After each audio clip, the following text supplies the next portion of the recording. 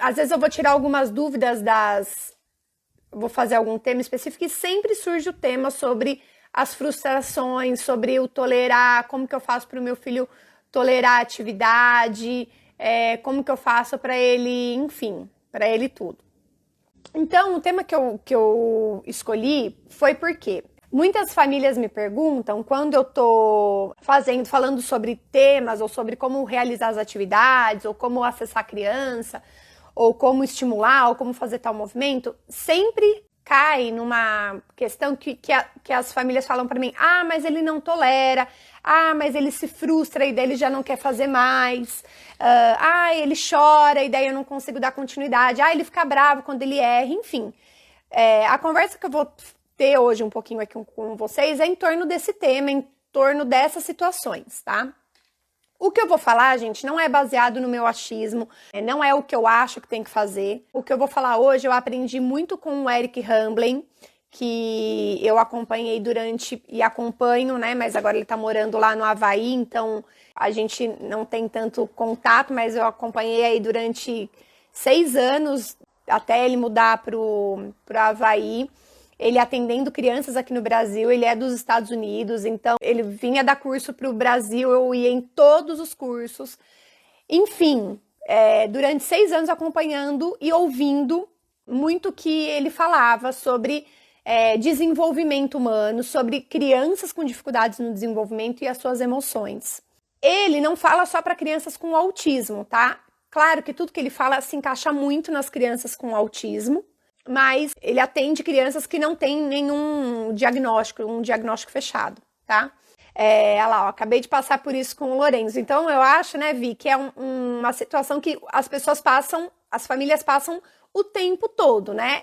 Ensinando a criança a tolerar atividade atrás de atividade, situação atrás de situação, né? Aqui é quando a gente coloca tolerar as frustrações, não é nem falando de atividade em si, mas é o dia a dia, né? As crianças elas têm as dificuldades de tolerar situações do dia a dia, coisas simples que para qualquer um seria fácil, para eles acaba sendo um pouco mais difícil. Então, o que eu vou falar é muito baseado nesse acompanhamento que eu fiz durante muitos anos com o Eric, fui lá nos Estados Unidos, com a Marie, e hoje eu levo para minha vida. Por que eu falo isso? Porque quando eu tinha lá 18 anos de idade, quando eu comecei na minha carreira de psicomotricidade, eu montava uma atividade super legal para as crianças, eu montava aquele circuito maravilhoso, cheio de coisa legal e tal, nananã.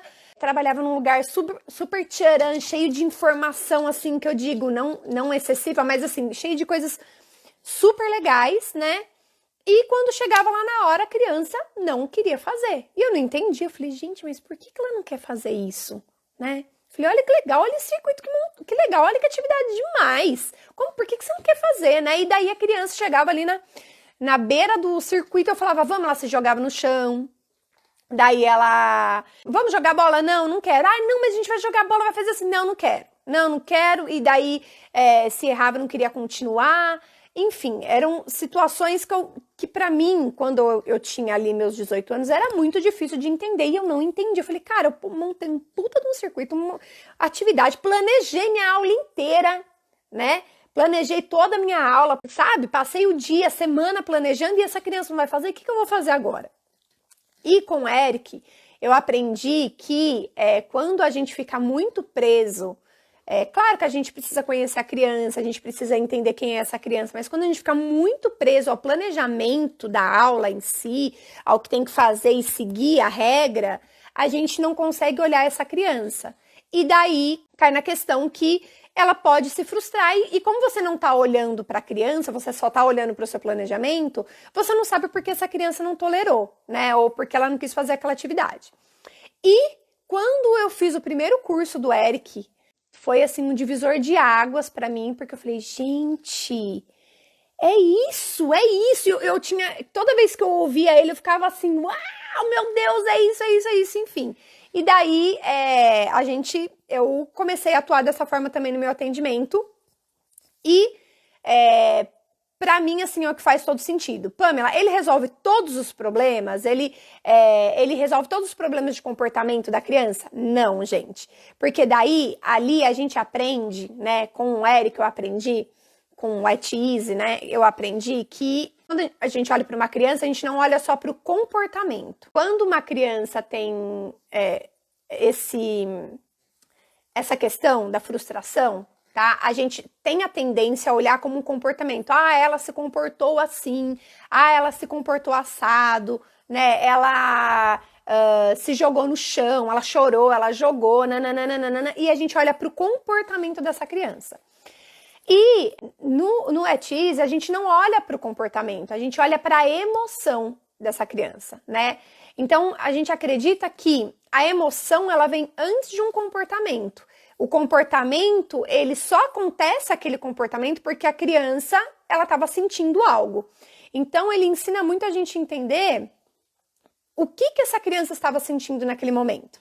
E quando eu era mais nova, quando eu tinha lá meus 20 anos de idade, né, fazendo meus atendimentos, eu vi uma criança jogando no chão e falei, olha como é birrenta, olha, não tem educação, né, a gente tem isso na cabeça, gente, e olha, a gente aprende, né, graças a Deus eu tive a oportunidade de aprender e hoje de trabalhar de uma forma que faz muito mais sentido para mim e para a criança e para as famílias.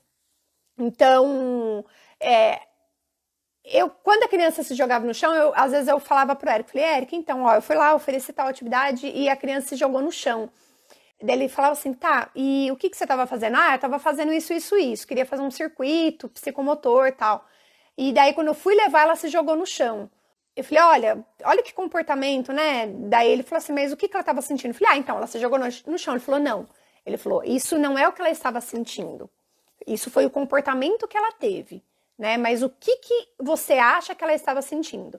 E naquela época, há 16 anos atrás, quase, gente, e isso acontece ainda com muitos terapeutas, a gente não quer olhar a criança, a gente quer aplicar a nossa atividade, a gente quer que ela responda da forma mais adequada, sem entender o que ela está sentindo. E a partir do momento que eu percebi o que essa criança estava sentindo, eu comecei, inclusive, a antecipar o que daria para eu fazer com essa criança ou não. Então, quando a gente está lá na motricista fazendo atendimento, e a gente tem um planejamento, né? A gente monta um planejamento na nossa cabeça do que a gente vai fazer, dos objetivos que a gente precisa atingir com a criança. Mas, às vezes, chega na hora, a gente fala assim, olha, você precisa fazer isso. Daí, chega na hora, a primeira atividade, a criança já estava meio diferente. Falei, ó, vamos mudar a estratégia, porque hoje ela já não vai responder dessa forma, então vamos oferecer outra coisa. Porque a gente ficar martelando naquela coisa, a criança não tolerando. E daí, o que eu falo, né? Daí, quando a gente fala, Pamela, então, como que eu ensino meu filho a tolerar as frustrações? Eu acho que a gente vai precisar olhar mais para a criança e olhar menos para os objetivos que a gente precisa atingir. E a gente acaba não olhando esse objetivo de olhar para a criança, né? Então, o que acontece muito é assim, ó, Pamela, eu tenho tal atividade para fazer com essa criança. Vamos colocar um exemplo aqui de uma atividade. Aqui colocar assim, ó, eu quero que... Mas emoção é um comportamento. Eu não sei se emoção é um comportamento, Cláudia. Assim, tô falando... Eu não entendo dessa forma, entendeu? Eu entendo que quando a gente sente uma emoção, a gente gera um comportamento. Entendeu? Então, por exemplo, eu tô me sentindo com medo. Eu estou sentindo medo. Então, pelo que eu estou sentindo, eu vou ter um tipo de comportamento, eu vou ter uma reação em relação a isso, entendeu? Quando eu falo do comportamento, assim, eu falo assim, ó, a criança se jogou no chão, né? Não é uma emoção ela tá se jogando no chão, é um comportamento, mas se a gente pensar o que ela tá sentindo, né? Emoção é um sentimento, eu penso mais isso. Então, assim, o que ela tá sentindo, né?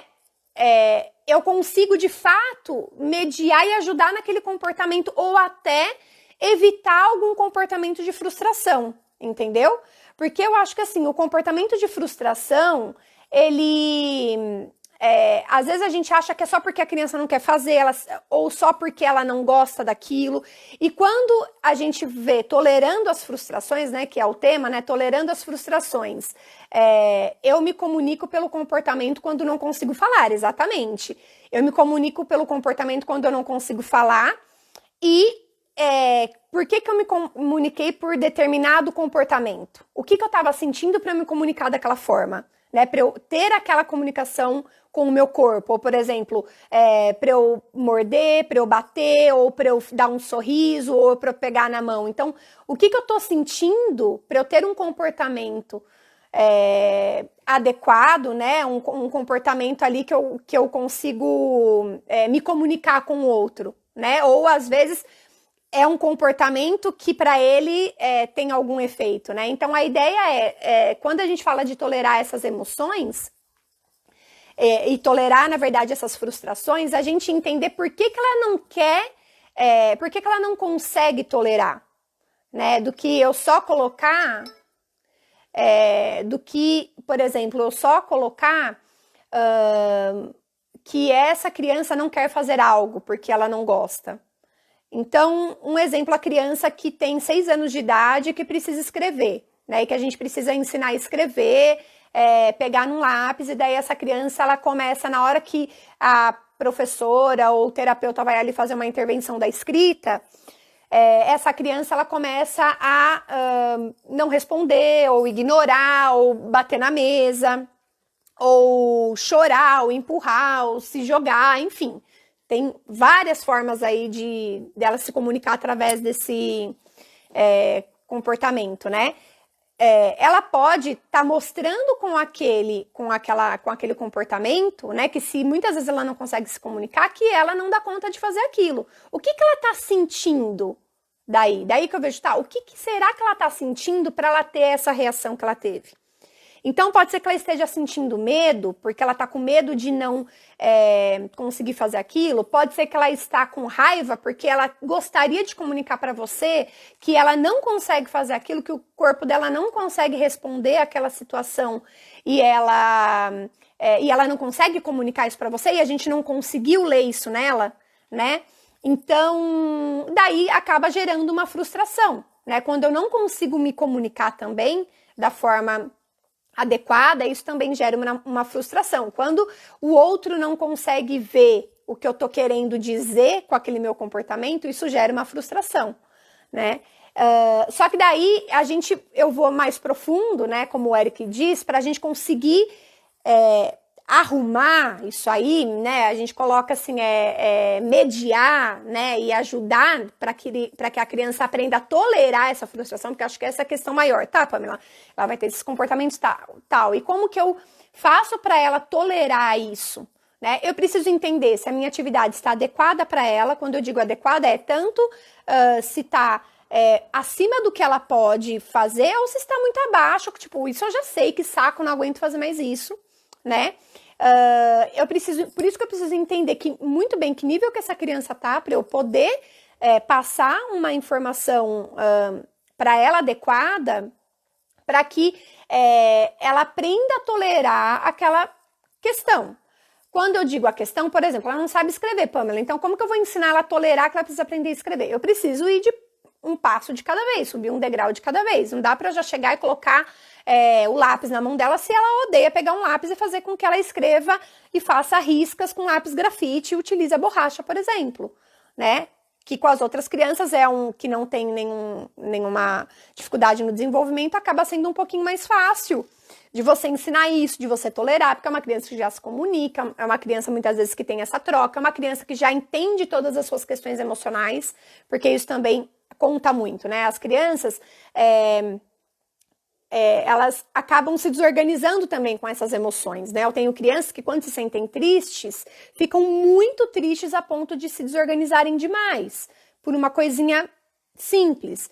E uma coisa que o Eric falava muito para mim a gente precisa trabalhar isso também em doses homeopáticas, né? Não dá, por exemplo, para a criança ser feliz o tempo todo e de repente eu dou uma atividade ali para ela que ela vai ter que tolerar coisas que ela nunca tolera no dia a dia dela. Todo mundo dá as coisas na mão dessa criança, todo mundo faz por ela, e daí, de repente, ela tem que sentar numa mesa e fazer aquela atividade. Então, tolerar acaba ficando muito difícil, porque ela não tem que tolerar nada durante o dia, né? Todas as necessidades dela são supridas durante o dia, né? De tipo, você quer água, a água tá aqui, você quer o leite tá aqui, você quer a comida tá aqui, tudo que ela quiser, ela vai ter ali na mão dela. Então, e por que eu tô falando isso? Porque é importante ensinar a expressar o sentimento, exatamente, né? E quando a gente fala de tolerar frustrações, não existe uma regra, mas com certeza a comunicação é algo extremamente importante. Quer dizer, não é que não existe uma regra, né, gente? Existe ali um caminho a ser seguido, é que não existe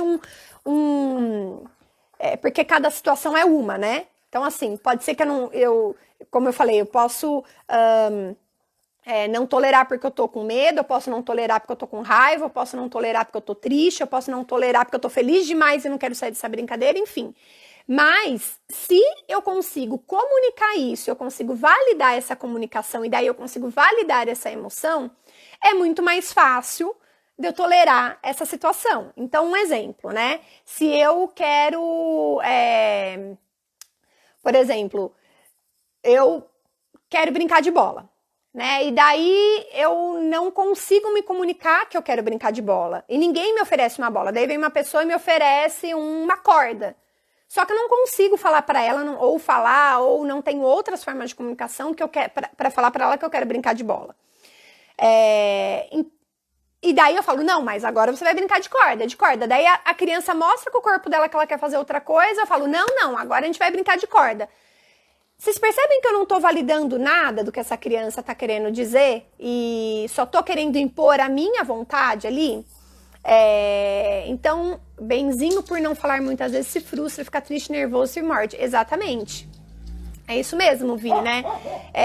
E até, às vezes, falando da Vi, né, e do bem, quando tem uma sobrecarga sensorial, eu às vezes também não consigo dizer que aquilo tá muita carga sensorial para mim e eu gostaria de sair daquele ambiente, né? E daí a gente fala, nossa, mas por que ele tá se comportando dessa forma?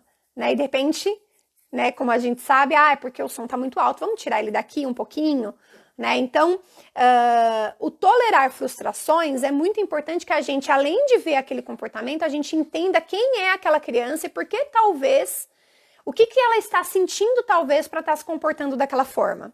Né? E daí, a partir disso, eu consigo mediar uma situação, né? Eu consigo mediar esse tolerar aquela frustração.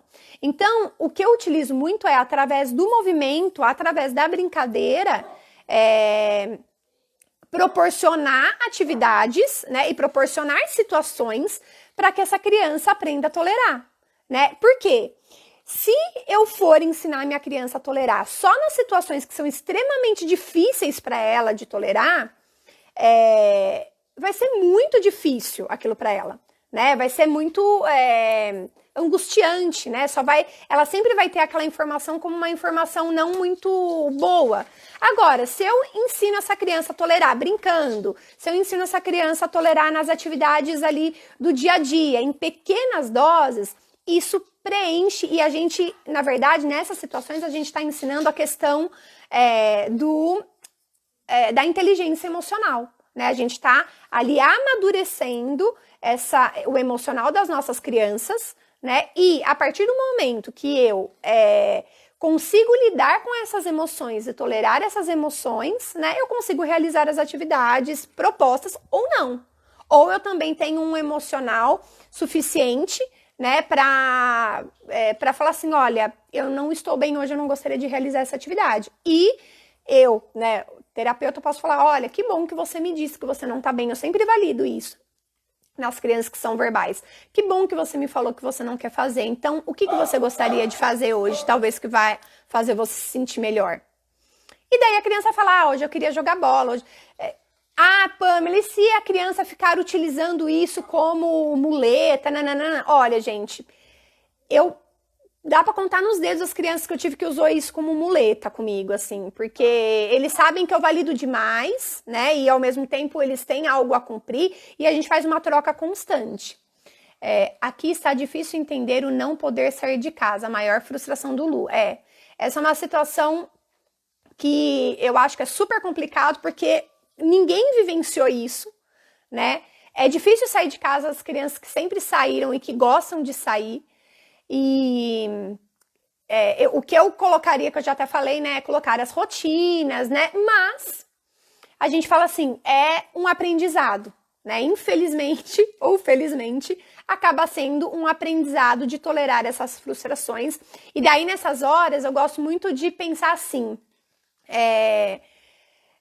aqui, o tolerar a frustração é um momento muito bom da quarentena, né? Mais do que eu ficar tentando dar atividades para essas crianças o tempo todo, encher e distrair essas crianças o tempo todo, é eu ensinar elas a passarem por essas emoções, né? Que é normal eu sentir, eu ficar triste durante o dia, é normal eu ficar sem nada para fazer durante o dia, é normal eu ficar feliz em alguns momentos, é normal minha mãe às vezes não dar atenção para mim, e eu comunicar isso para minha criança, que é normal o que ela está sentindo, né? Ai, Lu, eu sei que você queria sair, a mamãe também queria sair, eu também queria andar de carro, mas olha, não dá pra gente andar de carro. Calma aí. Ô, Ká, minha mãe tá ligando, só um minuto, gente. A mãe tá ligando aqui, liga pra ela, fala que eu tô numa live. Minha mãe tá ligando e tá travando aqui. Então, assim, quando a gente fala da questão de validar a emoção, não é falar, tá bom, entendi que você quer sair, mas não tem como sair não, viu? Pode ficar em casa. Não é isso. Né? É assim, olha, eu entendi que você quer sair, eu entendi, eu também queria. E isso era uma coisa também que eu aprendi. Eu tava numa época, só para vocês entenderem a situação, eu atendi uma menina, e o Eric também atendeu, né? Fez um intensivo com ela, e eu também, da parte motora, e daí um dia a gente foi, ela tinha uma questão de comportamento, né, muito grande, ela tinha uma alteração ali, uma questão no cerebelo, então, enfim, e outras questões familiares, né, que também acabam contribuindo. E daí um dia a gente foi numa loja comprar um sapato. E daí a mãe falou assim, olha, Pamela, é muito difícil ir para uma loja comprar um sapato com ela, porque, assim, eu preciso comprar um sapato de casamento para ela. Mas ela quer outro sapato, ela não gosta de sapato de casamento, então não dá para comprar outro sapato, eu preciso de um sapato de casamento. E daí ela tinha 9 anos, né? E daí a gente foi eu, o Eric, a mãe, foi pra cidade pra comprar junto sapato de casamento. Daí chegamos lá, ela apontava, ela olhava, daí a mãe falava assim, não é esse, é outro. Ela apontava, não, filho, hoje a gente falou que ia comprar um sapato de casamento, não é esse. Não, a gente falou que ia comprar um sapato de casamento. E a menina começou a ficar pé da vida, só que ela não fala. Só que o que ela estava querendo dizer, né? Daí a gente ali na situação conseguiu ler. Ela estava apontando, ao invés de eu falar para ela, não vai comprar, não é esse, não tem como, não é para experimentar esse, eu falava, que lindo, nossa, esse tênis rosa é muito bonito, eu também gostei. Ah, nossa, esse também é bonito, que legal. Nossa, esse também é legal, gostei também desse. Ah, esse eu não gosto muito, não gosto mais desse daqui. Ai, olha esse daqui pro casamento, acho que vai ficar bonito no seu pé. Ah, você não gostou desse? Não? Deixa eu ver esse. Aí eu vou experimentar esse. E daí, o que a gente fazia? Eu validava o que ela estava me mostrando, porque na verdade ela estava me mostrando sapatos também que ela achava bonito, né? Então, eu falava, ai, que lindo, tal. E daí a mãe falou, olha, legal, agora que você já viu os sapatos que você gostou, eu vou pegar um sapato para você experimentar pra gente ir pro casamento. E dava ali umas 3 opções para ela experimentar. E ela tinha que escolher entre aquelas 3 opções. E daí ela experimentou um, experimentou 2, experimentou o terceiro, não gostou, queria o outro. E daí a mãe falou, ai filha, eu sei que você gostou desse, mas esse não dá pra ir pro casamento. Esse só dá pra gente brincar de correr e você já tem um de correr em casa, né, super bonito. Tem esses 3. E daí ela falou que não queria nenhum dos 3 tal. E daí a mãe falou, você não vai querer nenhum dos 3? Ela falou assim, não. Daí a mãe falou, olha, então eu vou escolher pra você. Se você quiser, você pode escolher, mas como você não vai escolher, eu escolho. Eu preciso escolher então. E daí a mãe escolheu, não comprou o que ela queria, a menina saiu chorando e foi embora, mas a menina usou o sapato no casamento. O que eu tô querendo dizer com essa situação? O tolerar a frustração, gente, no primeiro momento, nem sempre a criança vai ficar achando o máximo e vai sair de lá maravilhosa, assim, amando o que aconteceu. Às vezes ela vai sair chorando. E depois a gente foi de novo na loja. E quando a gente foi na loja, ela fez a mesma coisa. A mãe falou, Pamela, eu vou ter que trocar o sapato, porque o sapato, enfim, acho que ela achou meio duro, enfim, Pamela, eu vou trocar, não gostei. E chegou lá, a gente fez a mesma coisa. E daí a mãe mostrou os 3, e daí a criança escolheu um sapato. E nós entendemos que era porque ela entendeu que, tipo, bom, eu vou ter que escolher um desses, senão a minha mãe que vai escolher. Então eu posso escolher. E ela passou por aquela situação e depois, quando ela foi passar de novo, ela já processou de uma outra forma, né? Então eu entendo assim, para a criança tolerar uma frustração, ela precisa passar por aquilo. Não tem como ela tolerar aquilo se ela não passar, né? Então não tem, claro que tem algumas situações, gente, vacina, né? A criança vai tomar vacina. Eu ensino a criança, a gente faz algumas atividades antes, mas vacina é vacina, vacina dói, todo mundo chora, até eu choro, tem adulto que desmaia. Então, assim, a gente tem que também saber entender quais situações de fato eu vou exigir que a minha criança tolere, né? E quais eu falo, bom, poxa, até eu chorava, sabe? Então, tudo bem você chorar, tá normal, né? E eu ajudar ela a passar por essas situações. Então, acho que a ideia principal é a gente tentar olhar para o que essa criança está sentindo. A partir do momento da gente entender o que ela está sentindo, eu conseguir atuar naquela situação, né? Então, não tem uma receita, né? A receita que eu uso é: o que será que ela está sentindo? Essa é a receita principal. O que será que ela está sentindo? É medo? Ela não consegue? É dor? Raiva? Tristeza, né, nojo, né, porque a parte sensorial, o nojo envolve muito, daí associa com medo, depois associa com uma raiva, enfim.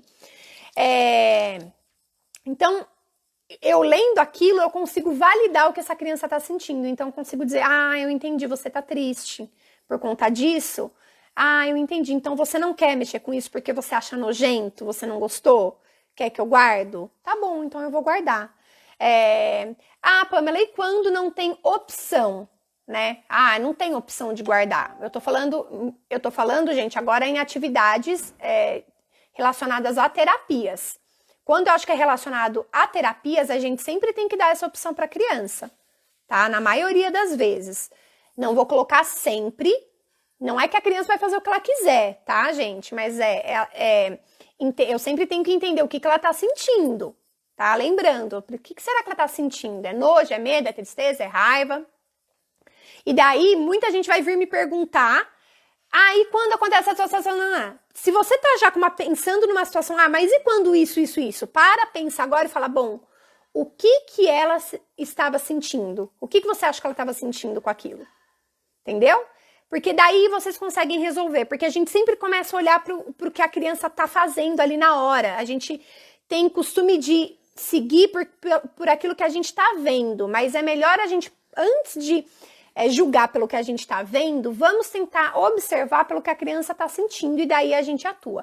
Existem brincadeiras, existem movimentos, existem muitas formas da gente trabalhar a frustração das crianças, ensinar a criança a aprender a lidar com pequenas situações de frustrações. Eu utilizo muito isso em brincadeiras. Um exemplo de uma brincadeira que eu dou, tá? Para começar a amadurecer essa questão aí de frustração, de tolerar. Eu pego uma pedrinha, um saquinho com arroz e ponho na mão da criança. Peço para a criança ir andando de um lado até o outro com a pedrinha na mão. Daí ela vai e consegue, muito atenta, muito concentrada. Às vezes não consegue. Se não consegue, eu ponho uma distância menor. Vai cair uma, vai cair duas, na terceira cai de novo, na quarta ela consegue muito bem. Então, eu estava ali junto com a criança, ajudando a criança a passar por aquela situação desconfortável, que era tentar e não conseguir. Eu não fiquei assim, vai, vamos, você consegue, vai. Não, presta atenção, eu não fiquei dessa forma. Eu falei, isso, olha, você quase chegou. Mais uma vez que tá chegando. Então, eu vou alimentando na atividade de uma forma positiva, que é normal a gente aprender a tolerar. É normal a gente se frustrar. Por que muitas crianças não conseguem se manter brincando em alguns brinquedos? Porque no primeiro erro elas desistem, porque elas não querem se frustrar. E ao mesmo tempo, no primeiro erro que ela desiste, o pai ou a mãe fica assim, vai, mais uma vez, não é assim, gira assim, não, aperta, força, você consegue, tipo, vem com uma pressão maior ainda. Então, a criança, antes de receber essa pressão, ela tenta uma vez. Ela falou, bom, deixa eu sair, que daqui a pouco vai começar uma outra pressão, eu vou começar a me sentir mais angustiada ainda. Então, ela sai antes que aconteça essa situação. Agora, você fica assim, uau, quase, vamos lá, vou com você, vou te ajudar, uau, conseguimos. E eu compartilhar com ela aquela situação, é muito mais fácil da criança permanecer naquele brinquedo e tentar ali lidar com o erro e tentar mais uma vez e tentar de novo, tá? Deixa eu ver se tem algumas perguntas. Vicente Nojinho, bonitinho, saudade deles. Empatia é tudo, se colocar no lugar daquela criança. Exato. Né? Às vezes, gente, a criança vai estar chorando e a gente não vai descobrir por quê, né? Aquele comportamento que a criança está fazendo, às vezes a gente não vai saber por quê. E quanto mais a criança cresce, menos a gente vai saber o porquê. Eu falo muito isso para as mães.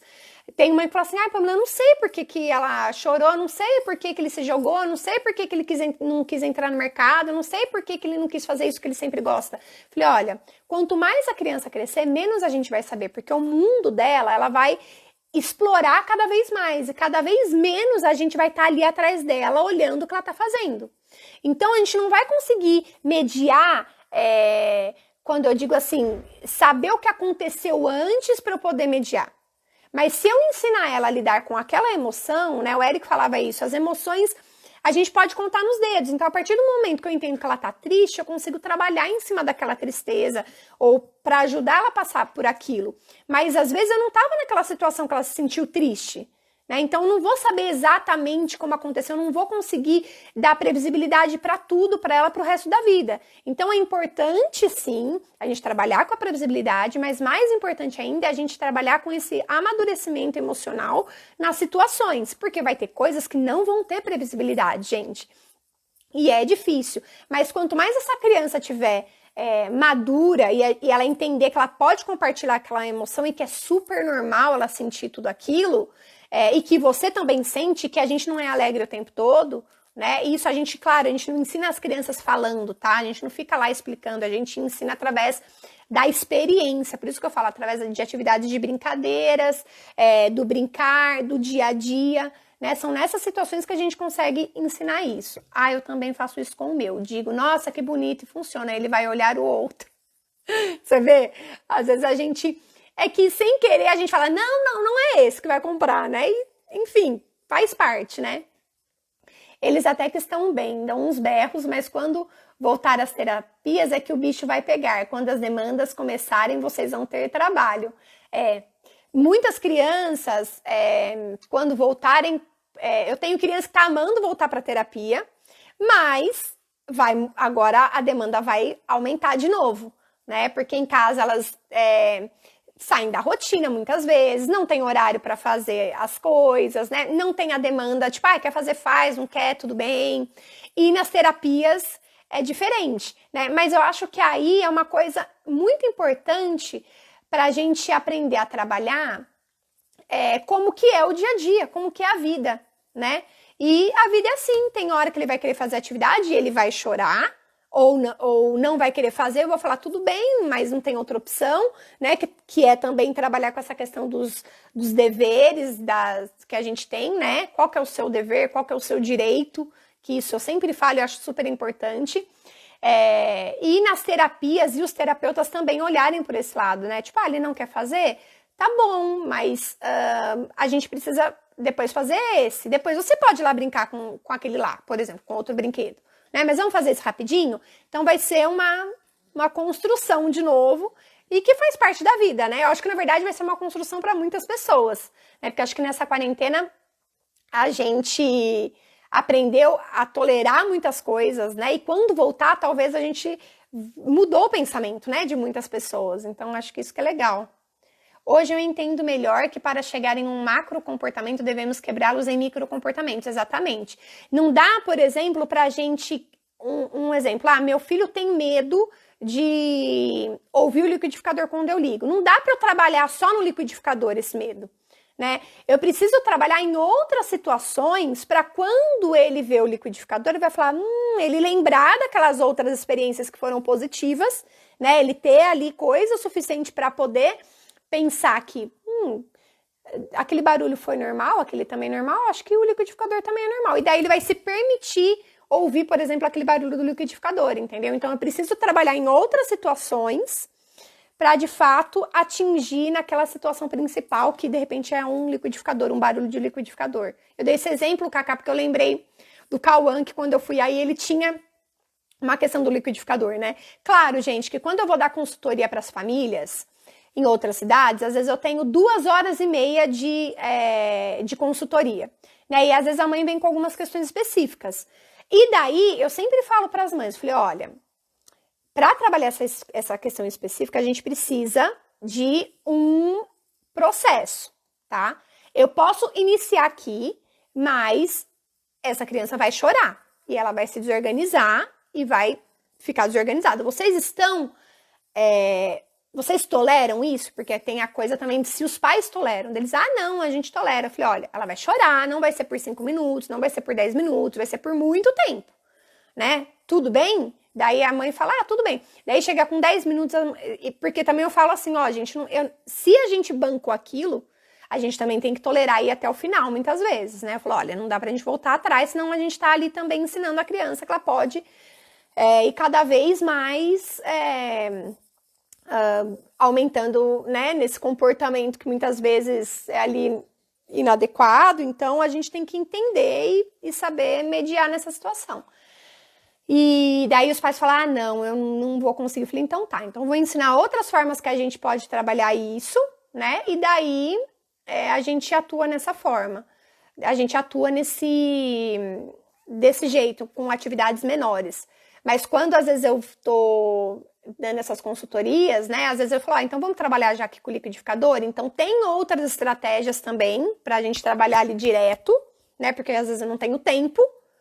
Mas, às vezes, eu vou ficar 2 horas trabalhando naquilo. E daí tem um monte de outras coisas legais que poderiam ser trabalhadas. Então, depende muito de cada família, né? Chora mais porque não quer esperar ou fazer certas atividades. Orientações dos teleatendimentos. Nessa quarentena, ele está mais agitado pela falta das atividades que tinha. E também aumentou a impaciência. Chora mais porque não quer esperar ou fazer certas atividades. É porque saiu da rotina, né? Eu tô na rotina da minha casa e muitas vezes a casa é onde é a zona de conforto das crianças, né? E que nessa quarentena se transformou em a zona de conforto, o espaço do atendimento, a escola, né? Então, assim, e a criança não tem escapatória ali para se autorregular. Então, por isso que eu falo que acho que é importante, diferente, gente, de quando você não está em quarentena e você faz essas atividades em casa, você tem a possibilidade de dar uma volta no mercado, de descer um pouquinho no parquinho. Nessa quarentena, as crianças não podem nem descer para se regular no parquinho. Então, a casa delas também é um ambiente de autorregulação.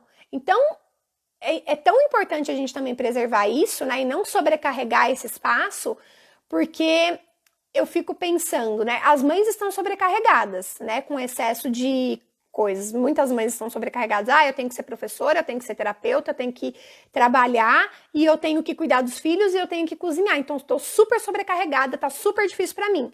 Agora você olha a sua criança e pensa do mesmo jeito que é uma criança, que não tem essa maturidade emocional para lidar com tudo isso. Ela tá tendo que fazer terapia em casa, ela tá tendo que fazer as lições de casa em casa com você, ela tá tendo que lidar também com a sua frustração, ela também tá tendo que atender aos seus comandos, ela tá tendo que dividir a televisão dela com mais 4 pessoas, ela não tá podendo sair de casa, ela não tá podendo ir no parquinho, ela não tá podendo também ver os amigos, então ela também tem ali uma questão emocional que a gente precisa validar e que tá difícil para todo mundo, né? Não é fácil, né? Deixa eu ver quem mais comentou aqui. Sim, assistindo a live, fazendo arroz e frango. Ai, que delícia. Haja yoga, verdade. Deixa eu ver quem mais. Gente, se tiverem alguma questão, pode perguntar. Socorro. Vamos ver, deixa eu ver se tem mais alguém aqui. Aqui está difícil, né, que eu falei do Lu. As tarefas do dia a dia, né, é muito importante. Quando meu filho não consegue algo que quer, ele nos belisca, bate na mesa, bate na parede e nessa quarentena começou a se morder de forma leve. Olha, Cal... Ai, escorreguei aqui. Não sei se você tá aí ainda, mas eu acho que isso é super importante... a gente vê se ele tem essa possibilidade de comunicação, né? Primeiro, se ele fala ou não. Pelo que você me informou, acho que ele é não verbal, né? Então, se ele é não verbal, eu acho que é importante entrar com opções de comunicação e validar o que ele está querendo, né? E se ele não quiser fazer algo e for possível ele não fazer naquele momento, a gente vai lidar. Eu entendi que você não quer brincar com isso agora, tudo bem. Você pode brincar de outra coisa. Eu entendi que você não quer pôr essa roupa, você quer pôr outra, tudo bem, né? Mas tudo tem um limite, né? Com o Eric, a gente aprende muito que o adulto precisa ser o guia, o líder dessa criança, né? Quando essa criança ela não tem um líder e essa criança fica fazendo tudo sozinha do jeito que ela quer, essa criança ela se sente muito sozinha, ela se torna mais insegura ainda. Quando eu digo líder e um guia, não é uma pessoa que vai mandar e desmandar nessa criança o tempo todo, mas uma criança que é uma criança. Não é um adulto que vai mandar e desmandar, mas é um adulto que vai guiar e ser o líder, porque eu sou mais velho, eu sou mais inteligente nesse momento, eu tenho mais amadurecimento, eu tô aqui para te ajudar a viver nesse mundo, né? E não como forma, você tem que fazer isso, ponto final. Não é dessa forma, né? Mas é dessa forma de entender, tipo, olha, mas a mamãe tá cozinhando e agora é hora de comer, né? Porque a mamãe vai fazer a comida agora e agora é a hora que todo mundo senta na mesa para comer. Se a criança não sentar para comer, porque essa é uma situação difícil, tá, gente? Se a criança não senta para comer, tem gente, você pode ter duas opções, né? Ah, Pamela, eu quero que ela coma de qualquer jeito. Então, ótimo. Então, você pode ficar correndo atrás dela para ela comer, mas futuramente você vai ter um trabalho para ela sentar na mesa. Esse trabalho, ele vai existir. Porque vai chegar uma hora que você não vai aguentar mais correr atrás dela para ela comer. Mas se nesse momento você não quer comprar essa briga, não tem problema nenhum, gente. Né? Eu acho que a gente só tem que comprar aquela briga que a gente dá conta, né? Então, você pode falar, olha, você pode comer agora, se você não sentar, a mamãe depois vai guardar a comida e não vai dar para você comer depois. Poucas famílias bancam isso, mas tem família que banca uma vez, banca a segunda, né? E na terceira, muitas vezes a criança volta e come. Não estou querendo dizer, gente, que é uma questão da comida. Tipo, eu dei uma comida que ela nunca come. Porque tem criança que tem uma questão alimentar, sensorial. Eu tô falando quando você percebe ali que, lembrando, o que ela tá sentindo, né? Se ela tá sentindo nojo, é uma coisa daquela comida. Então, a gente tem que procurar resolver de outra forma. Mas, se é uma criança que tá sentindo... não quero parar agora, tô de saco cheio, não vou comer, mais tarde eu como, e não vai poder comer mais tarde, né? Daí é uma outra forma de atuação. Lembrando que existem formas de atuações diferentes, tá? Dependendo do que a criança está sentindo. Meu filho Asperger fica muito nervoso durante as aulas da escola. Ele está na primeira série. Quando escreve errado, ao contrário, troca as letras, que nem eu, e é corrigido, ele fica muito nervoso. Ingrid, eu aconselho assim, você tentar espelhar. Vai acabar a bateria do meu celular, gente, e vai cair a live. Calma aí, deixa eu pôr pra carregar. Eu oriento você a tentar fazer com ele, espelhar que você também erra, sabe? Você colocar assim, filho, eu também errei, ou tipo, fazer brincadeiras que são de troca-letra. As letras estão todas trocadas. Vamos colocar na ordem, né? Porque daí a gente trabalha com o erro, né? De uma forma lúdica e que ele vai conseguir entender que é divertido. Eu tenho criança, por exemplo, que vai no pula-pula e quando escorrega e cai de bumbum, quer ir embora. Porque entende que errou. Mas quando eu começo a ensinar para as crianças que é super legal você cair de bumbum no pula-pula e que é engraçado cair, as crianças começam a se permitir ao erro. Então, eles têm que entender que o erro é legal, assim, faz parte, né? Então, vocês podem treinar isso em brincadeiras do dia a dia, sabe? Caí, machuquei, caiu o bumbum, errei a cesta. Então, você utilizar isso em brincadeiras também do dia a dia, né? Eu vou me esconder, você me achou, não consegui, meu Deus, eu não consegui achar isso engraçado. Ele vai entender que faz parte isso da vida, né? Ele ainda entende que o que faz parte, na verdade, é ele acertar. E se ele não acerta alguma coisa, né? Claro, tá errado, mas assim, não é dessa forma que funciona. E não é dessa forma que funciona, né? Quando a gente aprende errando muitas vezes. Claro que eu não vou dar algo a mais do que ele consegue fazer, porque ele só vai errar, ele não vai conseguir. E a gente se frustra muito e daí a gente desiste, mas dá sempre algo que ele dá conta, entendeu? Meu filho Asperger fica muito nervoso durante as aulas. Calma aí, já li esse. Nós sabemos que não devemos falar que errou e falamos, vamos fazer desse jeito, olha de novo. E eu percebo que ele erra de propósito, só para se punir. Antes eu achava que era só raiva de errar, mas hoje eu percebo que ele faz de propósito para se punir. Será que ele faz? Eu não sei, tá? Pode ser que ele faça só para se punir ou ele faz como se fosse uma não uma estereotipia, mas assim, para ouvir de você que você errou, né? E daí, sabe o que eu faço nessas vezes? Se ele faz para se punir porque ele espera, não sei se é isso, tá, Ingrid? Mas se ele faz isso, eu tenho muita criança que erra e olha para mim esperando que eu fale, olha, errou, corrige aqui, apaga, borracha. E se eu não falo, a criança fala, apaga, borracha, né? Tipo, e olha para mim, tipo, você não vai falar isso para eu continuar fazendo? É quebrar um pouco esse ciclo, né? Eu levanto, saio e vejo como ele vai resolver aquela situação sozinho. Muitas vezes, se ele conseguir fazer isso, tá? De resolver sozinho. Ou eu mudo a fala, né? Ao invés de falar sempre do mesmo jeito, falo, se ele faz isso para se punir, tentar você... É difícil orientar assim, né? Mas ou você pode dar mais suporte ainda, ou diminuir esse suporte, mudar, entendeu?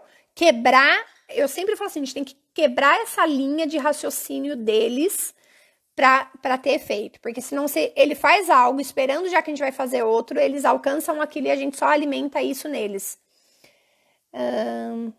Vicente não senta para comer, mas eu não tenho comprado a briga, não. Pela saúde mental da mãe, se tiver com fome, come. Exatamente. Né? Então, eu acho assim que não dá pra gente... a gente vai comprar aquela briga que dá pra gente comprar. E eu sempre falo isso, gente, você quer comprar essa briga? Tem certeza? É que nem desfraude. Ó, você quer desfraudar agora? Ah, eu acho que ele tá preparado, tá. A gente pode tentar. Mas assim, se a gente começar, o ideal é que a gente não volte atrás. Vai comprar essa briga? Não, vamos. Daí, quando vê que a coisa é puxada, fala, eu não vou conseguir fazer. Então, assim, é sempre importante a gente ver se a gente vai dar conta, né? E se a gente quer, de fato, comprar aquela briga e se a gente acha que a criança está preparada para aquilo e você vai estar preparado para tolerar toda a frustração dessa criança também, né? Vamos ver mais alguma mensagem para a gente já encerrar, tá, pessoal? Ele quer ver repetir uma cena. É exatamente isso, Ingrid. Quando é pizza, ele fala, senta. Tá vendo, né? Tipo, é pizza? Fala pra mim, senta que eu vou sentar, né? Tipo, e daí eu vou comer. Ingrid, e é mais ou menos isso. Ele quer ver repetir uma cena. Então, eu acho que não é nem pra se punir. Ele arranjou uma estratégia daquilo não ser tão ruim, talvez, pra ele, mas ele se impactar, ele ter aquela repetição. Então, meio que virou algo autorregulatório para ele, né? Eu tenho criança que faz isso, que quebra o brinquedo e espera eu olhar para ela para olhar, conserta, arruma, monta, põe um, põe dois. Eu tenho criança que faz isso. Então, o que eu faço? Cada criança eu faço de um jeito diferente. Eu mesma apago, às vezes, tipo, eu vou lá e apago e ponho para ela corrigir e não falo nada. Só que eu vou mudando, tá? Isso não se repete pra sempre. Então, tipo, eu apago aqui. Ela errou e eu percebi que ela tá esperando uma resposta minha, eu vou e quebro esse pensamento dela, eu mesma apagando, e levanto e saio andando e ela já entende que ela tem que corrigir. Ou se ela vir como eu falei, agora, mamãe, você falar, agora você pode escrever, mamãe já apagou. Ou, no outro dia, o que eu faço? Ela errou e olha pra mim, eu levanto e saio andando. Sabe? Isso, criou padrões, exatamente, João, obrigada. As palavras estão faltando aqui. Então, o ideal é a gente quebrar esses padrões, né? E as nossas crianças, elas são muito espertas, porque elas criam padrões em cima de padrões e a gente vem quebrando padrão atrás de padrão, né? O tempo todo, né? Gente, acho que é isso. Acho que deu para falar um pouquinho sobre tolerando frustrações. É um tema super complexo que é até difícil falar aqui, porque, enfim, várias coisas acabam, elas se misturam, né? Então, um comportamento se mistura com um padrão, se mistura com uma estereotipia, se mistura com uma emoção, e, enfim, eu acho que o que a gente tem que olhar é olhar essa criança e entender, sabe? Entenda a Ingrid. Milena tem eu não sei o que é isso, esse gosto por fazer errado, mas desta forma, sem sentir culpada por errar. Eu exagero os elogios do acerto, enquadro e ignoro os erros. Ótimo, muito bom. Isso é exatamente, Fausta, super concordo. Você, ao invés de você dar foco para o que ele tá errando, você começar a focar mais ainda no que ele escreveu certo e no que ele errou, meio que você apaga e não fala nada, né? Você pode até apagar por ele, tipo, ó, isso já passou, né? Meio que é a mensagem que você manda pro cérebro dele.